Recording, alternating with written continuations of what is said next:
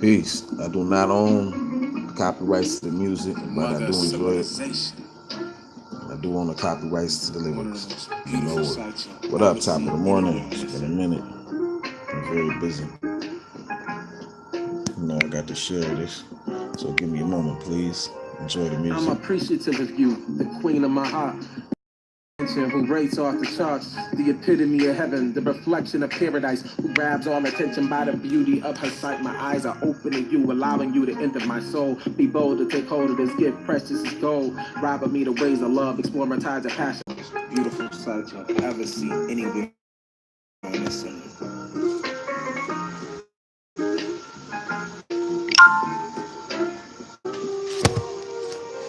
I'm appreciative of you, the queen of my heart, the mecca of attention, who rates off the charts, the epitome of heaven, the reflection of paradise, who grabs all attention by the beauty of her sight. My eyes are open to you, allowing you to enter my soul. Be bold, take hold of this gift, precious as gold. Ride with me the ways of love, explore my tides of passion. I'll escort you a longer course and deliver utmost satisfaction. The extreme of climax, pamper you thoroughly. Feel this thrust, supplying ecstasy, reoccurrently. Let's entwine our minds and spirits, embracing each other's thoughts. You read your web of love, and in it I'm caught, not to be bought. But you pay the price, so I write them, you're possessing. You're innate for known of my existence, and that's real beyond question. A lesson I've learned since we've been apart is never to leave you again. And if I but two will shed a few tears, cause I lost the truest of friends. The day shall soon come, we will acquaint our combination. Till it arrives, remember this here. Black woman, loving you is a natural inclination.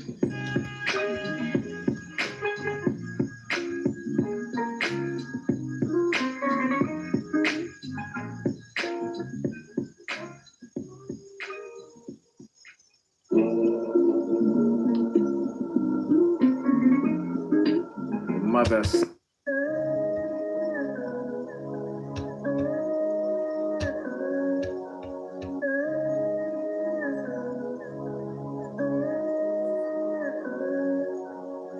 I seek, so there are facts that I find. Uncover the proof, hidden in jewels, traveling back through time. They say, let your light shine. I respond in due time.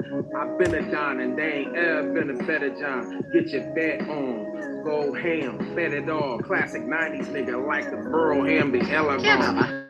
Elevate your car. Verify the relevance. Ownership is everything. Anything less is irrelevant. Got a program developing leaders to solidify victory. Be open-minded. Deal with me and get some money. While my male peers chase honeys and watch other men play sports. I was in a house by myself, reading, taking notes, of course. Every moment an opportunity to make your dreams your reality.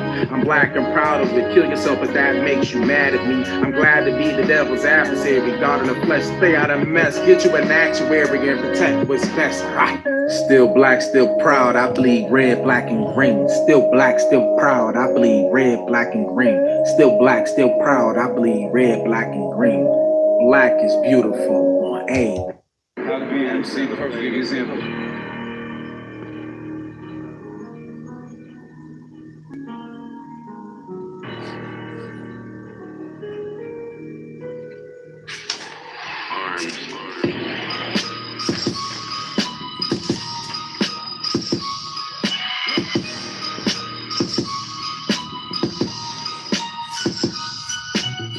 You that ought to, but this ain't about you. If you're my people, I never crossed that doubted you. Wherever we go from here, let me be clear. I'm proud of you. Entrepreneur of the year, I sell pussy year round. No prostitutes, we around. Gold getters and gold diggers too. Be around us, it's a must that you accumulate more riches too. Only a limited few with an unlimited view can do what it takes to make it, cause the only limit is you. If no one else believes in self, be accountable for your vision. Moving self, step by step, make your revenge success. Take accountability for your vision, refute religion. Police are rarely convicted for killing blacks, thousands of them shooting victims. If our communities were the judges, we death throw they ass. Like street football, sideline pop, no soda pass. Take a knee and take a stand like Kaepernick. Bring them bells cross the atlas, match this or get your cabbage split.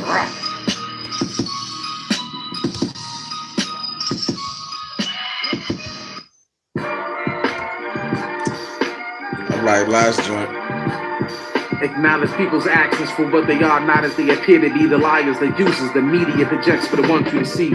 They want to make you what they want you to be. Manipulate and influence you, but mostly through internet, radio, and TV. I'd rather identify my needs and execute to to attain goals. What you do in private and public, you're rewarded for acts of violence from authoritative figures should be considered capital murder. Prosecutors should be in prison for trumping charges and swinging the verdicts. Mass incarceration, the new Jim Crow began when they ended slavery.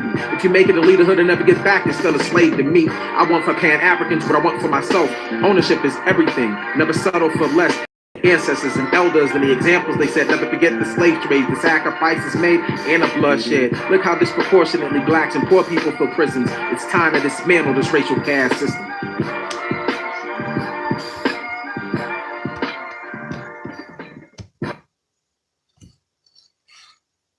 Okay. Hope your today is greater and tomorrow is greater. So we're going to go ahead and get right into chapter 3, The Color of Justice out of the New Jim Crow by Michelle Alexander.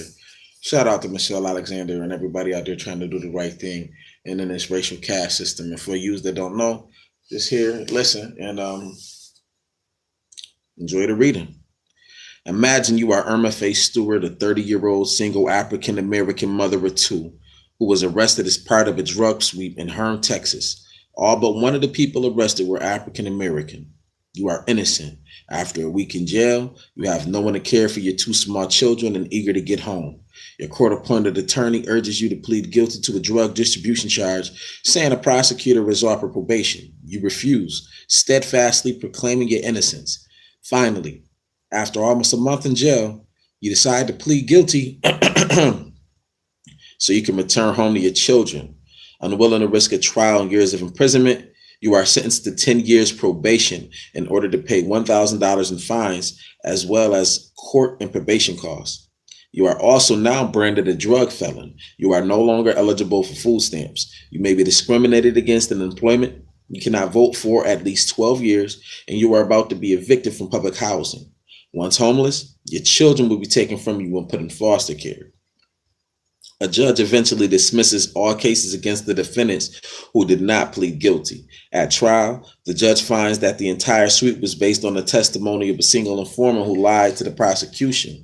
You, however, are still a drug felon, homeless and desperate to regain custody of your children. Now place yourself in the shoes of Clifford Reynolds, another African-American victim of the Hearne drug bust. You returned home to Bryan, Texas to attend the funeral of your 18-month-old daughter. Before the funeral services begin, the police show up and handcuff you. You beg the officers to let you take one last look at your daughter before she is buried. The police refuse. You are told by prosecutors that you are needed to testify against one of the defendants in a recent drug bust. You deny witnessing any drug transaction. You don't know what they are talking about. Because of your refusal to cooperate, you are indicted on felony charges. After a month of being held in jail, the charges against you are dropped. You are technically free, but as a result of your arrest and period of incarceration, you use your job, your apartment, your furniture, your car, not to mention a chance to say goodbye to your baby girl. This is the war on drugs, folks. The brutal story described above are not isolated incidents, nor are the racial identities of Irma Faye Stewart and Clifford Reynolds random or accidental. In every state across our nation, African Americans, particularly in the poorest neighborhoods, are subjected to tactics and practices that would result in public outrage and scandal if committed in middle-class white neighborhoods. In the drug war, the enemy is racially defined. The law enforcement methods described in Chapter 2 have been employed almost exclusively in poor communities of color, resulting in jaw-dropping numbers of African Americans and Latinos filling our nation's prisons and jails every year. We are told by drug warriors that the enemy in this war is a thing, drugs, not a group of people, but the facts prove otherwise. Human Rights Watch reported in 2000, in 7 states, African Americans constitute 80 to 90% of all drug offenders sent to prison. In at least 15 states, blacks are admitted to prison on drug charges at a rate from 20 to 57 times greater than that of white men. In fact, nationwide, the rate of incarceration for African American drug offenders dwarfs the rate of whites. When the war on drugs gained full steam in the mid-1980s, prison admissions for African Americans skyrocketed, nearly quadrupling in 3 years, and then increasing steadily until it reached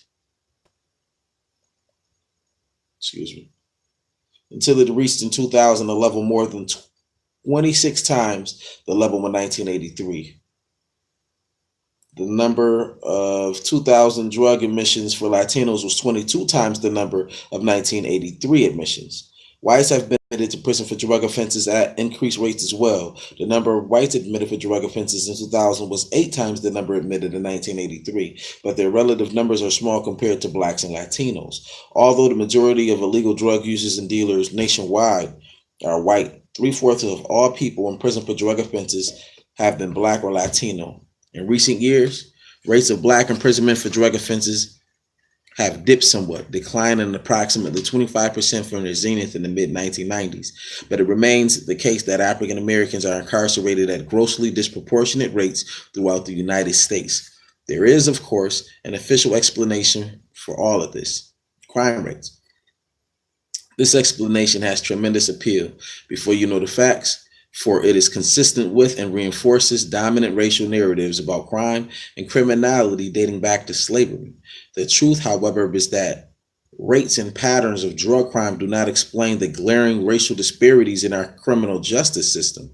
People of all races use and sell illegal drugs at remarkably similar rates. If there are significant differences in the surveys to be found, they frequently suggest that whites, particularly white youth, are more likely to engage in illegal drug dealing than people of color. One study, for example, published in 2000 by the National Institute on Drug Abuse, reported that white students use cocaine at 7 times the rate of black students. That same survey revealed that nearly identical percentages of white and black high school seniors use marijuana. The National Household Survey on Drug Abuse reported in 2000 that white youth aged 12 to 17 are more than a third more likely to have sold illegal drugs than African American youth. Thus, the very same year, Human Rights Watch was reporting that African Americans were being arrested and imprisoned at unprecedented rates.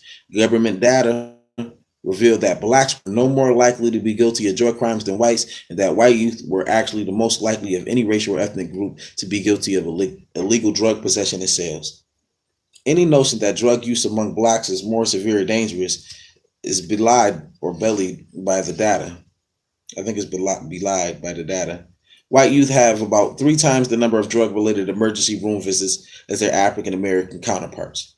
The notion that whites comprise the vast majority of drug users and dealers and may well be more likely than any other racial group to commit drug crimes may seem implausible to some, given the media imagery we are fed on a daily basis and the racial composition of our prisons and jails. Upon reflection, however, the prevalence of white drug crime, including drug dealing, should not be surprising. After all, where do whites get their illegal drugs? Do they all drive to the ghetto to purchase them from somebody standing on the street corner? No. Studies consistently indicate that drug markets, like American society generally, reflect our racial and socioeconomic boundaries. Whites tend to sell to whites, blacks to blacks, etc., etc. University students tend to sell to each other. Rural whites, for their part, they'll make a special trip to the hood to purchase marijuana. They buy it from somebody down the road. White high school students typically buy drugs from white classmates, friends, or older relatives. Even Barry Caffrey, former director of the White House Office of National Drug Control Policy, once remarked, "If your child bought drugs, it was from a student of their own race generally." The notion that most illegal drug use and sale happens in the ghetto is pure fiction. Drug trafficking occurs here, but it occurs everywhere else in America as well. Nevertheless, black men have been admitted to state prison on drug charges at a rate that is more than 13 times higher than white men. The racial bias inherent in the drug war is a major reason that 1 in every 14 black men was behind bars in 2006, compared with 1 in every 106 white men. For young black men, the statistics are even worse. 1 in 9 black men between the ages of 25 and 35 was behind bars in 2006, and far more were under some form of penal control, such as probation or parole. These gross racial disparities simply cannot be explained by rates of illegal drug activity among African Americans. What then does explain the extraordinary and racial disparities in our criminal justice system? Old-fashioned racism seems out of the question. Politicians and law enforcement officials today rarely endorse racially biased practices, and most of them fiercely condemn racial discrimination of any kind. When accused of racial bias, police and prosecutors, like most Americans, express horror and outrage. Forms of race discrimination that were open and notorious for centuries were transformed in the 60s and 70s into something un-American, an affront to our newly conceived ethic of colorblindness. By the early 80s, survey data indicated that 90% of whites thought black and white children should attend the same schools. 71% disagree with the idea that whites have a right to keep blacks out of their neighborhoods. 80% indicated they would support a black candidate for president, and 66% opposed laws prohibiting intermarriage or interracial marriage. Although far fewer supported specific policies designed to achieve racial equality or integration, such as busing, the mere fact that large majorities of whites were by the early 1980s supporting the anti-discrimination principle reflected a profound shift in racial attitudes. The margin of support for colorblind norms has only increased since then. This dramatically changed racial climate has led defenders of mass incarceration to insist that our criminal justice system, whatever its past sins, is now largely fair and non-discriminatory. They point to violent crime rates in the African American community as a justification for the staggering number of black men who find themselves behind bars. Black men, they say, have much higher rates of violent crime. That's why so many of them are locked up. Typically, this is where the discussion ends. The problem with this abbreviated analysis is that violent crime is not responsible for mass incarceration. As numerous researchers have shown, violent crime rates have fluctuated over the years and bear little relationship to incarceration rates, which have soared during the past 3 decades, regardless of whether violent crime was going up or down. Today, violent crime rates are at historically low levels, yet incarceration rates continue to climb. Murder convictions tend to receive a tremendous amount of media attention, which feeds the public sense that violent crime is rampant and forever on the rise. But like violent crime in general, the murder rate cannot explain the growth of the penal apparatus. Homicide convictions account for a tiny fraction of the growth in the prison population. In the federal system, for example, homicide offenders account for 0.4% of the past decade's growth in the federal prison population, while drug offenders account for nearly 61% of that expansion. In the state system, less than 3% of new court commitments to state prison typically involve people convicted of homicide. As much as half of state prisoners are violent offenders, but that statistic can easily be misinterpreted. Violent offenders tend to get longer prison sentences than nonviolent offenders, and therefore comprise a much larger share of the prison population than they would if they had earlier release dates. In addition, state prison data excludes federal prisoners who are overwhelmingly incarcerated for nonviolent offenses. As of September 2009, only 7.9% of federal prisoners were convicted of violent crimes. The most important fact to keep in mind, however, is this. Debates about prison statistics ignore the fact that most people who are under correctional control today are not in prison. As noted earlier, the nearly 7.3 million people currently under correctional control, only 1.6 million are in prison. This caste system extends far beyond prison walls and governs millions of people who are on probation and parole, primarily for nonviolent offenses. They have been swept into the system, branded criminals or felons, and ushered into a permanent second-class status, acquiring records that will follow them the rest of their life. Probationers are the clear majority of those who are under community supervision. 84% of the people on under that supervision are on probation, and only 19% of them were convicted of a violent offense.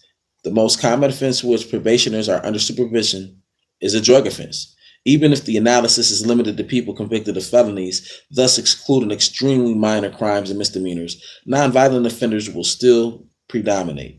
Only about a quarter of felony defendants in large urban counties were charged with a violent offense in 2006. In cities such as Chicago, criminal courts are clogged with low-level drug cases. In one study, 72% of criminal cases in Cook County, Chicago, had a drug charge, and 70% of them were charged as Class 4 felony possession, the lowest level felony charge.